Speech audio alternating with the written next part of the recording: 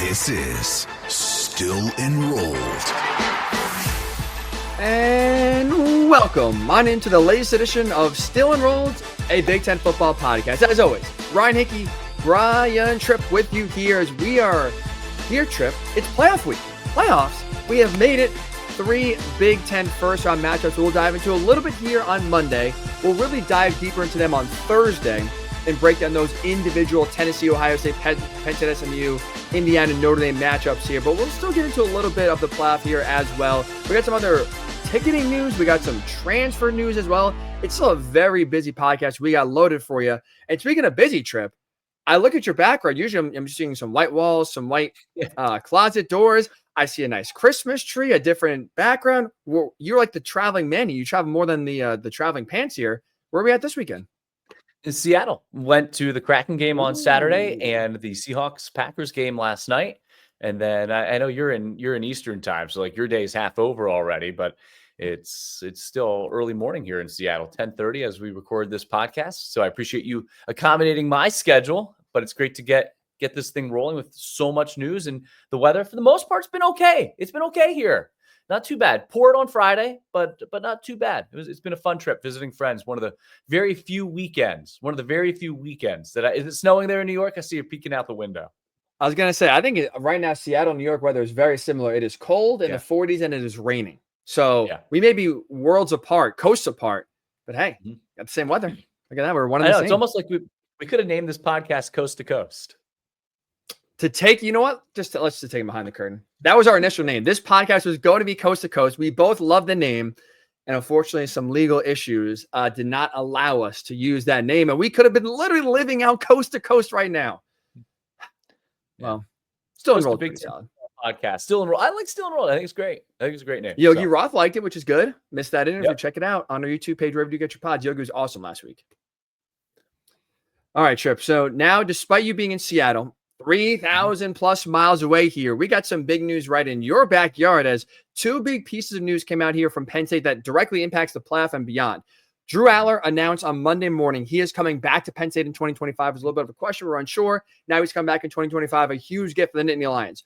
That news was not as surprising because on Sunday night, Tripp, backup quarterback Beau Pribula put out a statement and announced he's entering the transfer portal. And because of the rules and the window of the transfer portal, he is forced to leave the team right now. So Beau, who you see it on the field, right? He's not just in blowouts, but he has design packages for him. He will not play on Saturday against SMU. He will not be now on the roster going forward for Penn State.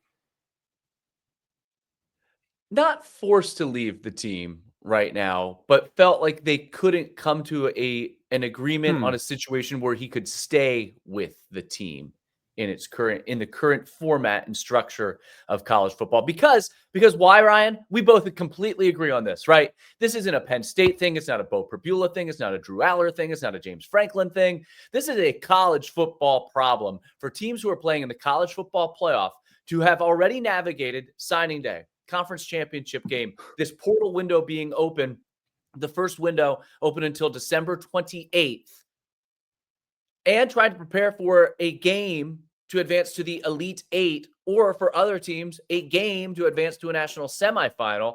And then the portal doesn't open again until mid-April, which means you have to enroll and compete on your team, not the team you want to transfer to, but in the spring, especially as a quarterback where there's one quarterback position and there's only so many open quarterback spots where you can compete for a starting job. This is it's a college football. It is a college football governing and landscape. And in this modern era of NIL and portal, it is a college football schedule problem. And we were both listening this morning to James Franklin hold his press conference at Beaver Stadium. And I thought he nailed it. And he did not want to leave our program until the end of the season.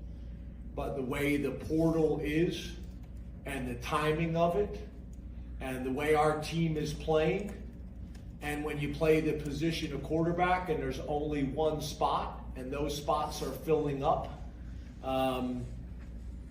he felt like he was put in a no-win situation, and I agree with him. And number one, I hate for it. Number one, most importantly, for Beau Pribula. I don't think it's in the best interest of the student athlete. I don't think it's in the best interest of college football. But I think that's our challenge right now, right? Who is really running college football and making the best decisions for the student athletes and for our sport as a whole? Beau should not be put in this position. So let's start first, right? Beau Pribula, 275 passing yards, 5 touchdowns, 242 rush yards, 4 touchdowns. This season came into the Wisconsin game when Drew Allar got hurt, helped Penn State win that game late in Madison, and is a big part because the many wrinkles of Andy Kotelnicki's offense allows Penn State to disguise things, use the multiple formations, and is a guy who plays a role in a Penn State offense that outside of Tyler Warren, Nicholas Singleton, and Katron Allen has shown at times this year that it's depleted of playmakers at the skill positions at the wide receiver spot. So first and foremost, it is a loss for Penn State going into the playoffs to have a guy who sees regularly between 10 to 15 snaps a game on offense and has had success in big games for your team. You're without him, and then you're without your security blanket as a very competent backup to Drew Allar, because you need to have a good backup quarterback at any level to be a championship caliber team. There is no doubt about that. So first and foremost, Penn State loses a big part of its puzzle as they look to make a national championship run. But overall, this is a college football issue because they shouldn't have to. One of your key players and a key part of your offense shouldn't have to make a decision that forces him off of the roster, essentially, because he's got to go on visits. He's got to make a decision. You know, James Franklin followed that up by saying he felt like Beau was distracted a little bit at practice. And for his best interest, for his long-term future success, he's got to go and figure out where he fits as a starting quarterback in 2025. And it is a college football problem that a young man is forced to leave his friends, the school he dreamed of playing at for his entire life, was a key contributor for 3 years. And if Drew Allar does not intend on coming back, is probably Penn State's starting quarterback in 2025. And now he's forced to pull himself out of the most important games of the season where his team could go and win a national championship because the portal window closes in 2 weeks. It's just wrong. It is wrong. It is wrong. It is wrong. It sucks. Yeah. I mean, that's the cleanest way we'll say it. And it's unfair for the player. It's unfair for the team. It is all screwed up. I thought Pribula in his statement he put out on Sunday kind of highlighted it perfectly. He said, quote, "The overlapping college football playoff and transfer portal timeline has forced me into an impossible decision." And it's counterintuitive, right? Where you're like, you grind all this time in the summer, in the winter, during spring practice, during training camp, during the season, to get to this point where now you are 4 games away from winning a national championship. You're about to host your first ever playoff game at home. Should be a great atmosphere. Like this, like Penn State, they've never been in the playoff before. This is Beau Pribula's dream, and it's every athlete's dream to be in these games of these and this magnitude. And now to force him to say basically, hey, you got to be selfish here. If you want any chance of starting in 2025 and beyond, you have to leave right now. Like, I couldn't imagine this happening in the NFL of, all right, the backup quarterback is gone now as a playoff start because he's got to figure out where he wants to play next year. It is so backwards. It is so screwed up. It's part of some of the madness of college football. But Trip, the more you think about it here, and let's try to figure out if there is a solution here. Yep. You mentioned the transfer portal window. There's 2 of them. The main one, if you're a quarterback, you got to get in this one from December 9th to December 28th, because by the time that the spring portal opens, I mean, you're going to have a lot less selection, a lot fewer jobs open. Most teams that need a quarterback will get one now in this portal window. Beau Pribula wants to start. Any chance of him starting in 2025 to be there in the spring, get acclimated to his new teammates and coaches, he's got to go now.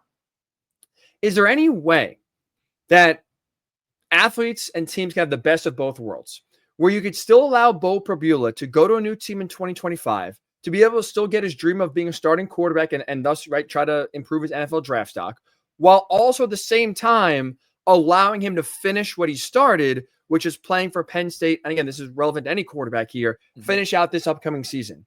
Is there a way where this can be fixed and there's actual, players and coaches and teams can have it both ways?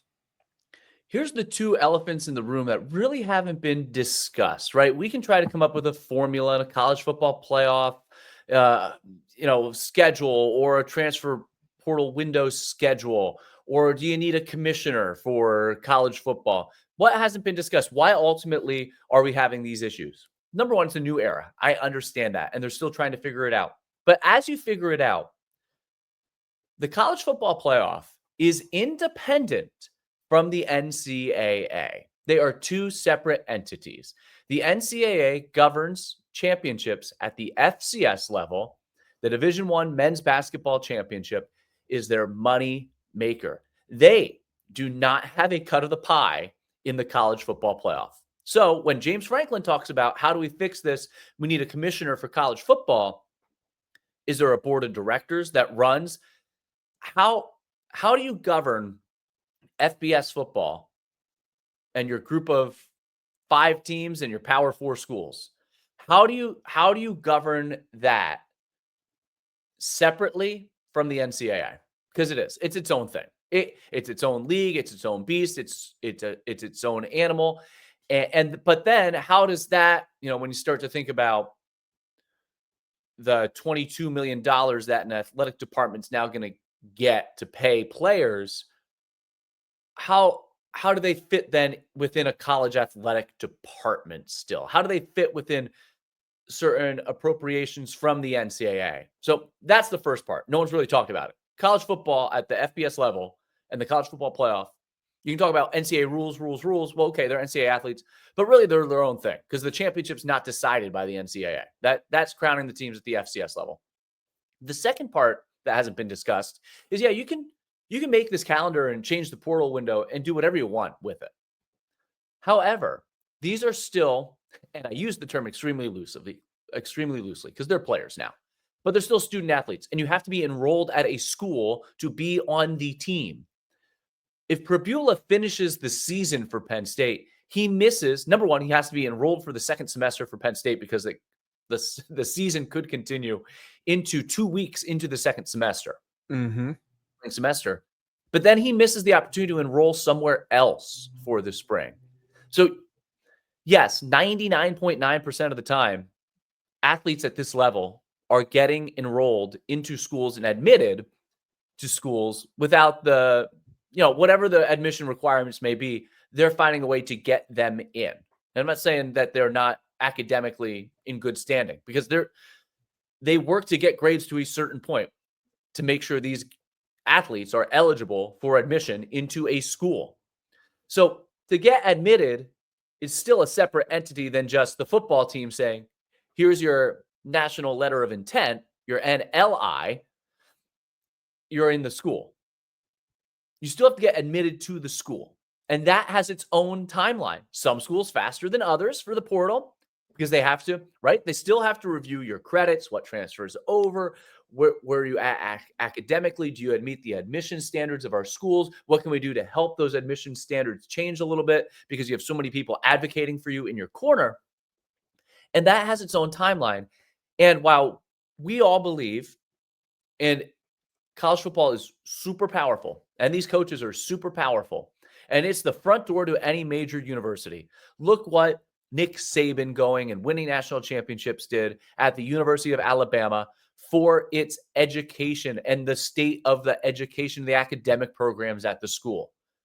So yes, they are connected, but also a university is a powerful entity and a big money business itself, higher education.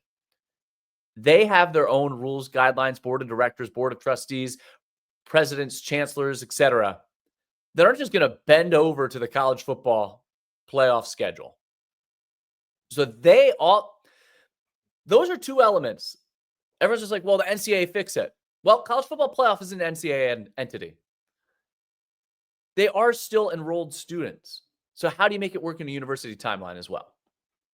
And that's the biggest thing, right? You can't be enrolled in 2 schools at once. And that's the issue. Like you said, if you put in the national title game is January 20th. For most schools, like I said, you're 1 week, 2 weeks in, you can't, and that's like the frustrating part because Tripp, it is so wrong, right? That kids like Beau Pribula, last year we saw with Malik Murphy, Texas's backup quarterback had to make a same decision, and he ended up transferring out of Texas before their playoff game against Washington. It happens right now to other schools outside just Penn State, but it's going to happen also to more schools and players going forward. And the frustrating part is there doesn't seem to be a solution. Because like you said, at the end of the day, even though we laugh at the term, they still are students. And you can't play, and you're not technically eligible if you're not enrolled at a school.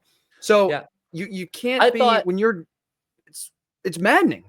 Yeah. And I thought I saw a pretty intelligent suggestion on social media, right? It's an easy way. It's like, okay, once that team is eliminated, players from that team have 5 days to enter a portal window. And then but that again, I think it's a great solution, but it doesn't account for these other factors.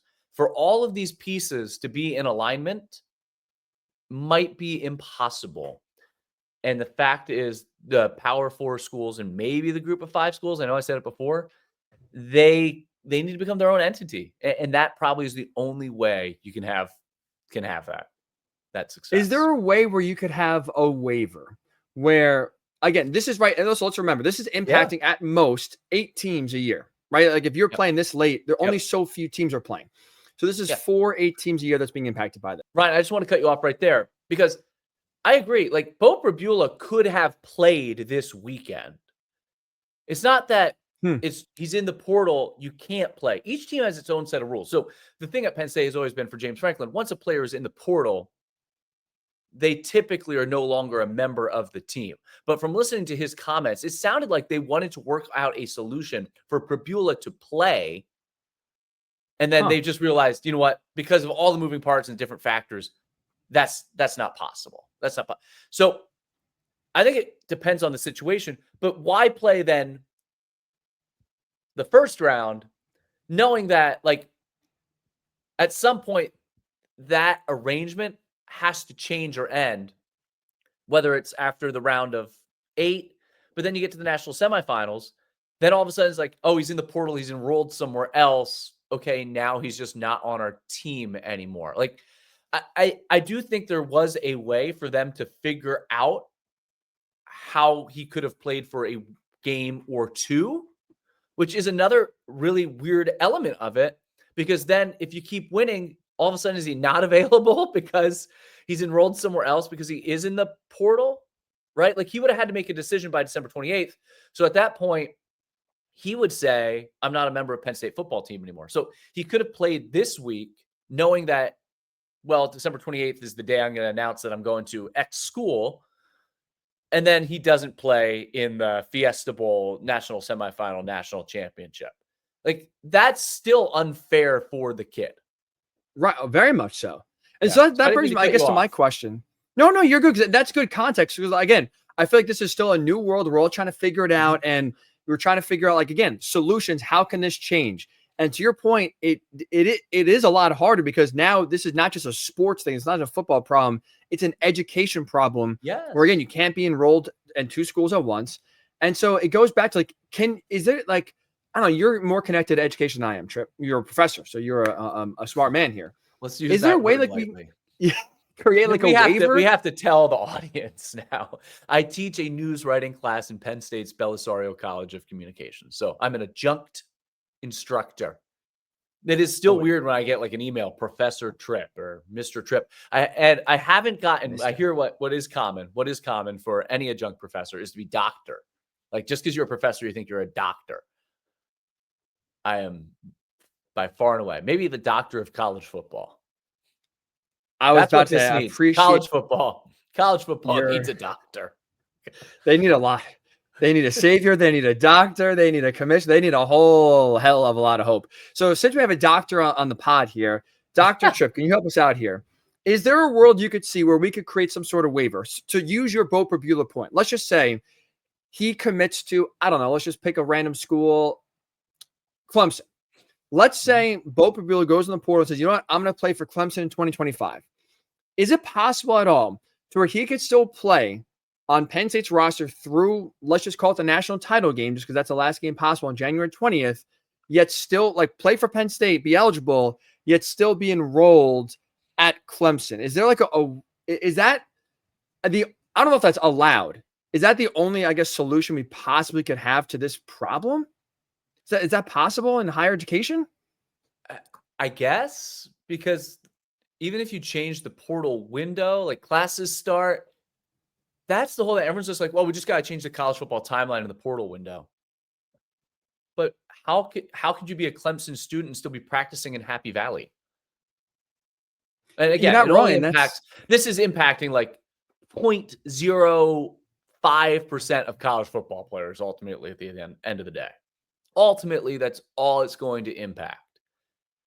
But you also have guys who have to make decisions for their long-term future. It's such a rare case, right? Because how many players are leaving that are key contributors that are leaving one of the 12 teams that makes the playoff field, particularly one of the 8 teams that's left standing after the first round? Very rarely are you going to have that situation. Very, very rarely. Very, very rarely. But it is still unfair to those. And how do you create an equitable situation for the 12 teams playing and their players, even if they're not key contributors? How do you create an equitable situation for those teams, not only in their athletes going into the portal, but navigating the portal and making decisions on who you're plucking out of the portal? This is where you have to have open conversations all the time, right? How did Penn State land at this point? Because Drew Allar, Beau Pribula, and James Franklin and their families and staff members have talked about it. Like, these are meetings they're having as they're preparing for SMU and navigating the portal and having players on campus. It was reported that they had a couple of receivers on campus, and Bear Alexander from USC was reportedly on campus. And they're preparing for a game, and they're having these conversations with their players, and their players are doing final exams. Yeah, it's a mess. Like, it's a mess. We talked with Greg Smith, who is a tremendous recruiting analyst for Rivals and Yahoo Sports, on last week. Again, if you missed it, I thought he gave us a tremendous look into a lot of these big-time recruiting classes for the Big Ten.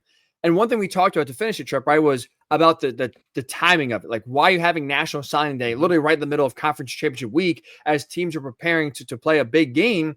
And we both, we talked about maybe move to the summertime. Like, National Signing Day is movable because you're not at the moment, right, talking about kids enrolling classes. This is for the next semester in the spring. So whether you have a summer, National Signing Day, a December National Signing Day, you can move that around, because as long as they were, enrolling by January, that's all that matters. You can move that date's more flexible.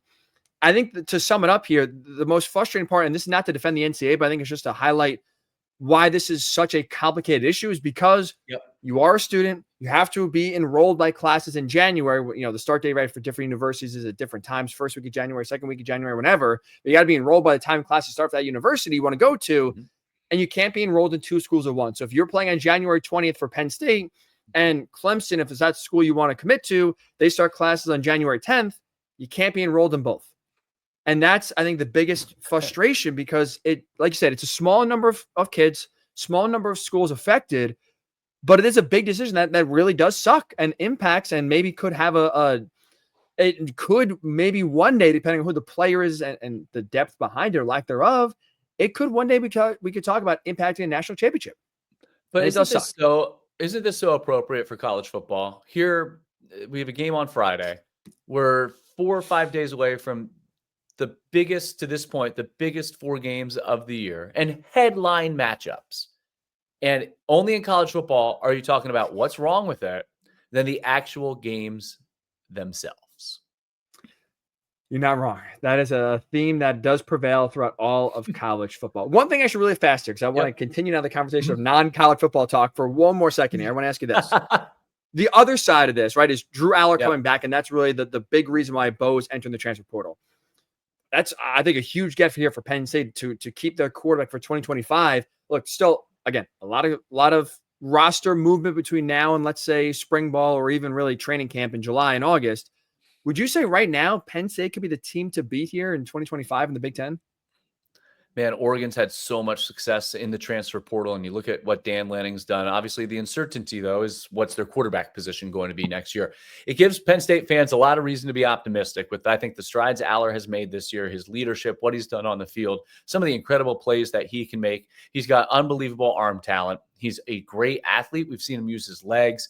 If I'm a college football fan and I'm a Penn State fan, and that's my quarterback, and that's the most important position on the field, you have to feel like you got a pretty good chance going into next year. I don't know if you can classify as the favorite just with how Oregon is rolling right now in all elements.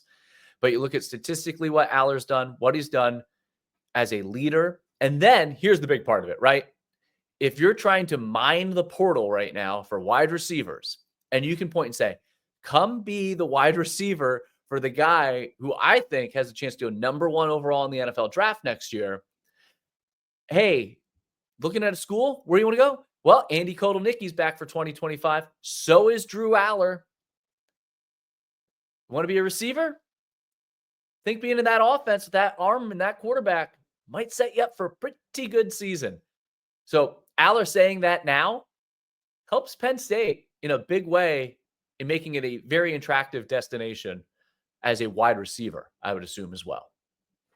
I agree. Like I said, we just talked about Dan Lanning getting the number 1 recruiting class. He's done a great job in the transfer portal as well. Dante Moore is going to take over for Dillon Gabriel after the season is over. Some questions about Moore. Big-time recruit, played a little bit at UCLA. Was not great up and down. We'll see how he develops here in 2025 and beyond.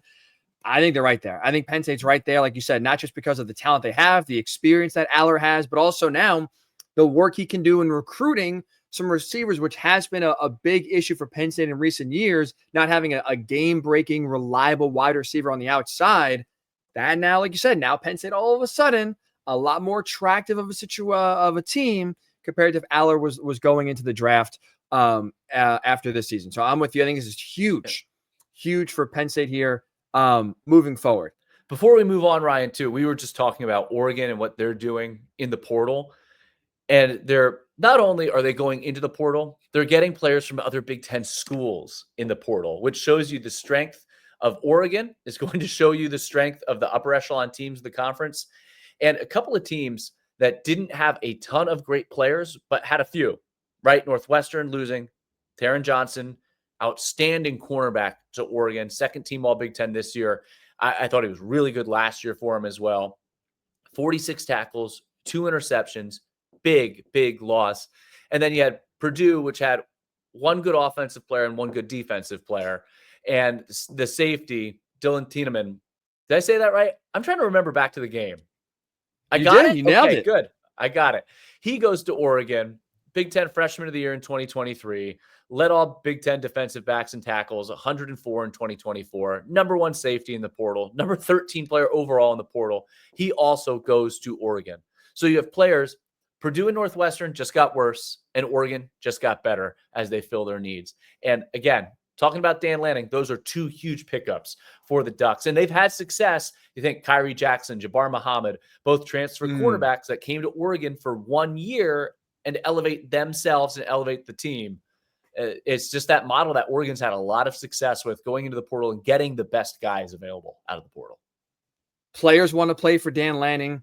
Whether it's in high school, now in the transfer portal. We've talked a lot about the parity, right, in college football because of the transfer portal and NIL. Spread the talent out. Dan Lanning's doing a great job of showing you right now, hey, look, Kings can still main Kings and stay there as well with how he's just stacking recruiting classes, stacking talent. You're not. Look that. But also, I want to also play this. I went to the Heisman Trophy media availability on Friday. Oh, cool. To be able to kind of really talk to Dillon Gabriel and get some thoughts on it. And one thing I wanted to ask him was about like the key to Oregon's 13-0 year, right? They're the only team that was able to go undefeated. They were, for the most part, a consistent machine when everyone else kind of felt like they were up and down.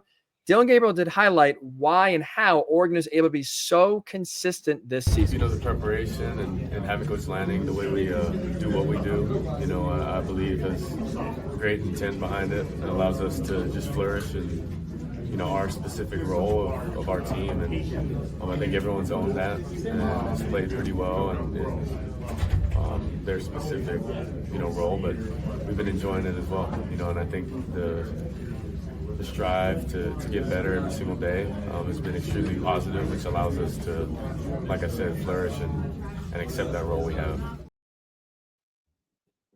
So while you're right, deep pockets help. Phil Knight in your back pocket absolutely helps. I think there is a real draw to players wanting to play for Dan Lanning, where you could say the money's the same, but I'm going to choose the coach. Right now, Dan Lanning's got a lot of those guys in the portal and recruiting to want to play for him as well. Wasn't the Heisman, it was so interesting, and Travis Hunter wins from Colorado. Tyler Warren from Penn State finishes 7th. Gabriel obviously was one of the 4 finalists there in New York. When you looked at that list, the only player at a Power 5 school that started at a Power 5 school, and right, some of them never made it to a Power 5 school to begin with, but it was Warren. And like Gabriel, I guess, what do you consider UCF from when he started? I mean, they were a group of in 5. They're a group of 5. They weren't in. Yeah. Well, yeah, I mean, he played they just moved to the Big 12 last year. He's a group of 5 player, just like Travis Hunter was a HBCU player at Jackson State. That's the era we're in. It's the era. And you had 3 guys on the list that ended at the same school they started, and 2 additional ones who followed their coach. If the makeup of the career trajectory outside of Tyler Warren is the one exception, the career trajectory of the best 9, the top 9 vote getters, if you went and followed their career trajectory, why, rhyme, reason, it's a fascinating exercise in what is the modern landscape of college football. It absolutely is. And it highlights the balance you need to have as a coach, right? You obviously have to be able to recruit high-level high school recruits and build a foundation, but also then doing a great job of selling some of the best players in the portal to come play for you as well. It's a delicate balance because you're trying to tell you, hey, look, you're a quarterback, come here. You're going to play once our guy leaves. All of a sudden now you're bringing a transfer quarterback, and now that timeline gets pushed. It's a delicate balance, without a doubt. Like you said, you're seeing some coaches do it better than others, but in order to be the best, you have to be able to use both to your advantage. I think early on, not many coaches are using both the portal and recruiting to the advantage right now. Dan Lanning is doing it. It's led to just incredible consistency from Oregon. Mm-hmm.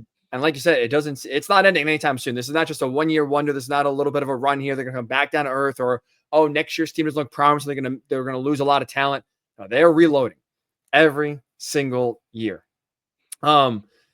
Let's get into a little bit of a college football playoff preview. Again, early preview. We'll dive more to the matchups on Thursday, Trip, but just some general questions that I kind of want to run by you, get your temperature on. First and foremost, as we get to the playoff to start this weekend, out of the 12 teams in total, how many do you think can win a national title?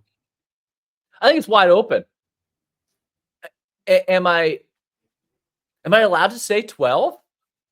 Real, you could see a world in which Arizona State or Boise State or Clemson, you think there's a path for them to win a national title this year? I think it's the beauty of the playoff. I think it's the beauty of a playoff where there hasn't been, Oregon's been consistent, but there hasn't been like a dominant Joe Burrow LSU team, right? I think because this is so new and so unknown, there are certainly teams that I would say are favorites. Realistically, it's probably like 9 that I'd say, 8 to 9. But yeah, I think it's wide open. How about you? I would still sit here. I would say 3. I think Oregon. I think Ohio State. I hate myself for this answer. And honestly, we'll give our full playoff picks here on Thursday. I actually might pick Clemson to beat this team. Texas has the talent. Quinn Ewers is maddening. We're talking about paths in this wide open season. You're telling me Notre Dame doesn't have a chance, that a Notre Dame team that's been dominant since losing to NIU. You're telling me Georgia, the best team in college football all year, right? They might have lost a couple. It's Georgia's Penn State, which, as everyone's talking about, has this path. Mm-hmm. How do you come up with just 3? Notre Dame, I don't think you can win just running the ball. I think you have to have a passing element. I know Riley Leonard's been better. I just don't trust him right now, honestly, to play at a high level in order to win. Georgia, they have an insane amount of talent. What they don't do, though, is play consistently. They now you're asking Georgia for them to win a national title, right? They have to win 3 straight games and play at a high level for 3 straight games because their opponents are no slouches, right? You could face Notre Dame, Penn State, and let's call it Oregon, Ohio State, right? In the 3 games you play to win a national title. You got to be on your P's and Q's to win. With now, by the way, a backup quarterback in Gunnar Stockton, most likely playing with Carson Beck's injury, although Carson Beck, either way, I think that may be a blessing in disguise for Georgia, but it's a different podcast for a different day. They have not played 3 high-level, consistent games all year long. Do I think it's going to start now in the playoff? I don't. And so, I just, while it is wide open, I think there's a lot of parity. We could see a lot of upsets here in the playoff. I think when it comes down to when it comes to raising the trophy, I can't right now picture anybody doing it outside of Oregon, Ohio State, and Texas. I think it's a disservice to these teams that haven't had the opportunity to prove it, to count out the ACC and the Group of 5 and the Big 12 because we don't know. I guess if you were gonna Notre Dame, Georgia, Penn State, Ohio State, Oregon, and Texas would be the ones that I would consider So 6 true national championship contenders. Okay. All right. Again, we'll dive into those games a little bit later on here in the week. But I'm telling you, Arizona State's 3 wins, 2 wins from just get there. Boise's the same thing. Yeah, that's why I truly believe any of the 12 teams, with how unpredictable and how open this season has been, and with how new and fresh, and we don't know what to expect in a playoff, I think if you're writing teams off from the beginning, I think you're sorely mistaken. I'm curious. I don't think enough people are talking about this aspect. And you mentioned 2 teams I want to kind of dive into here, Arizona State and Boise State. They, along with Oregon, have a first-round bye. And we've talked about the importance of a first-round bye, 1 less playoff game, you get healthy. But I want to ask you this question here. Is a first-round bye a detriment? And here's why I say that. Oregon played in the Big Ten title game on December 7th. Their next game scheduled will be January 1st at the Rose Bowl. That is a 25-day gap between games. Their opponent they're going to play, either Ohio State or Tennessee, will play a game in between and have 10 days off between that game and the next, on January 1st. We've seen long layoffs before in the College World Playoff, and in the BCS era, you'd have almost basically the same timeline. But the other team also was having that long of a break. With a team now coming into the Rose Bowl, if you're Oregon, that is fresher and now getting kind of in-game action, is it almost too long of a break to where that could be more of a detriment than a help, in your opinion? As long as you've played in your conference's championship game, the bye is not a detriment. The time, the length of the season, navigating all these things we just spent the first 45 minutes talking about here, the bye comes at a great time. Now, I think during the course of a season, a bye can be a good and a bad thing because teams get in rhythm, to your point, right? You don't want to get rusty. You want to stay in a rhythm. You want to be in a routine. But in a 13 to 17 game college football season now, I think the layoff, I think it's beneficial for all those teams, considering they've all played and won their conference championship. I think it does give an advantage, at least early on, maybe first quarter and a half. I think it does give an advantage to the team that is playing in the first round. Again, it's a giant risk, right? Let's just say Ohio State wins. Team's healthy. If they're, yes, what is a big if, and that's no guarantee. You get some momentum, you come in again, you're in sort of rhythm. I look at that gap trip and I'm like, oh man, 25 days when you're rolling and you're playing well. It's a lot of time to kind of sit back, not even get complacent, but just not get in a rhythm. And again, usually you're facing a team with a similar break, so that could be, X'd out. In this case, you're playing a team that is coming in, off a game 10 days ago with some momentum because they won.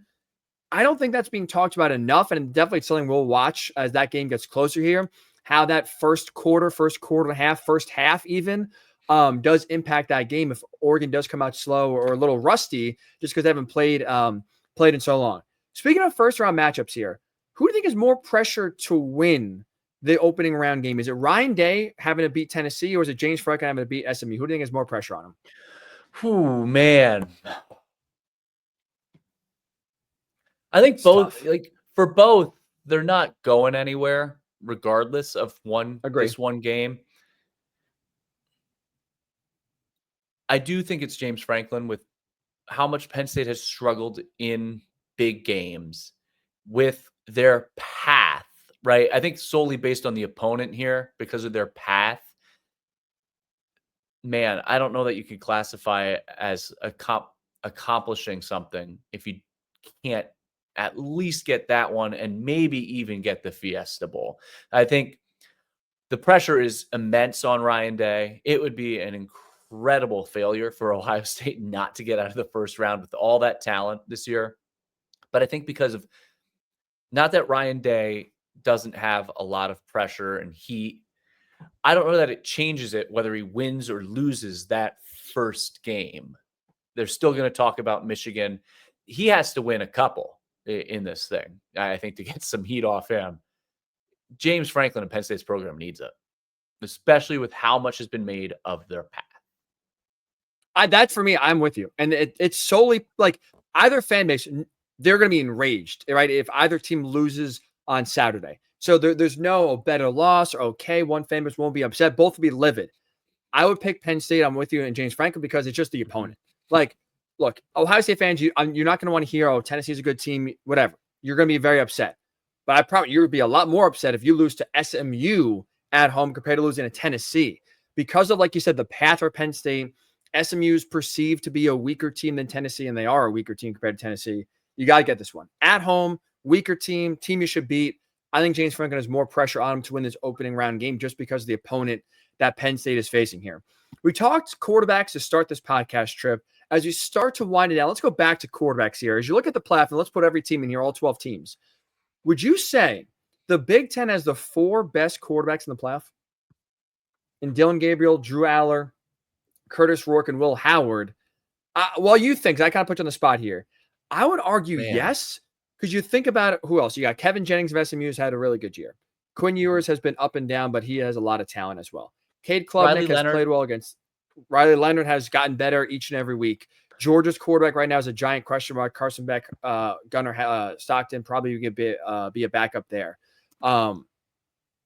Arizona State's quarterback has played better. And again, that's a hot team right now, but I would say Boise State, Arizona State more led by their running backs than their quarterbacks. Like, I think, and maybe it could sound like a hot take to begin with here. But I think the more you break it down and think about it, when you talk about trust, which quarterbacks do you trust? I feel really damn good about Dylan Gabriel. I feel really good about Drew Allar.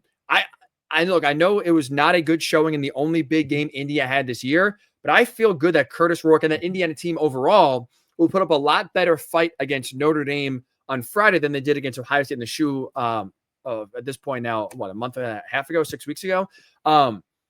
I think right now, if you're the Big Ten, I trust those quarterbacks more right now than I do trust, let's say, Quinn Ewers, who, I mean, you see him in any game, he can make the best throw you ever seen and then followed up with some of the worst decisions you ever seen in the span of 2 drives.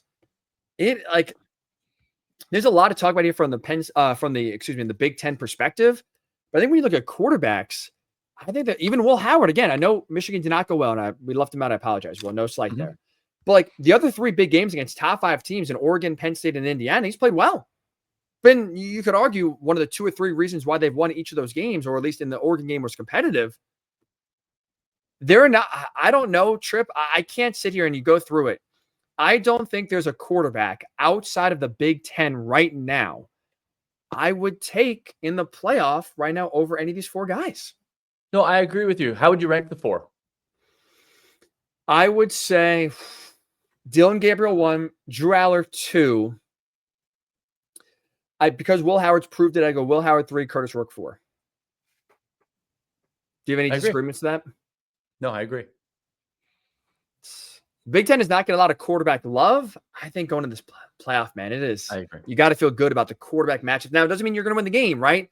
But you got to feel good about the quarterback matchups you have and really any opponent here you do face. Let's wrap up the pod here, Trip, with some interest. We talked about a little bit of Ohio State, the pressure on Ryan Day here.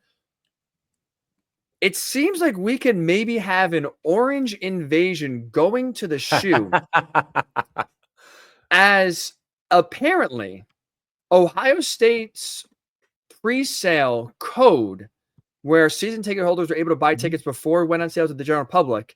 Apparently that was leaked where a Tennessee fan basically pretended to be an Ohio State fan, got an Ohio State fan season ticket holder to give him the code. He told every Vol fan he could ever find, this is the code. And now apparently Tennessee has bought up a good amount of tickets in the shoe. You've had Tennessee's president on the record say that Ohio State's president told him he expects 30% of the stadium to be filled in orange. When you like, is there a concern here for Ohio State, Trip, about what the home field advantage, if any, will be on Saturday in the shoe? I think there's still going to be so many. Yes, that's going to allow Tennessee fans to gain more access to tickets. But no, I don't think there's any concern about what that home field advantage is going to be like. Playing at home is a big deal. People have also talked about what does a college football playoff game look like in terms of game presentation, right? Because each team is going to have its intro video played in the stadium, which I think is silly itself because you earn the right to play a first round home game, but then you start to get some people, right? Oh, let's make this a more neutral event. But it's not an NCAA. Again, very important clarification here. The NCAA volleyball championships just occurred. Those are NCAA events at regional sites on campus for the top seeds. So like Pitt, Penn State, Louisville, and Nebraska all hosted their own regional. The PA announcer, I know this from working them, the PA announcer, the music, it's all supposed to be neutral. It's geared for both schools, 50-50. The exception is the crowd's crazy and in your corner. College football playoff isn't 50-50.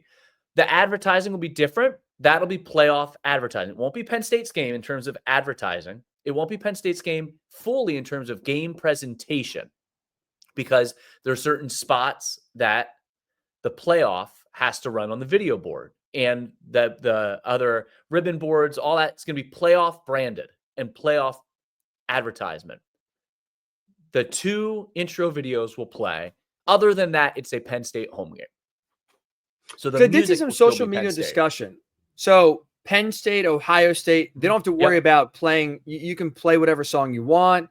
It's third down. You can get the crowd hyped up. It's still a home playoff game. So there's where it's different than an NCAA event. Okay. For Penn State, Notre Dame, Ohio State, and Texas. That's where it's different than an NCAA, like your volleyball regional event. And I know this from working them. Right. And that's the difference of the playoff versus an NCAA event.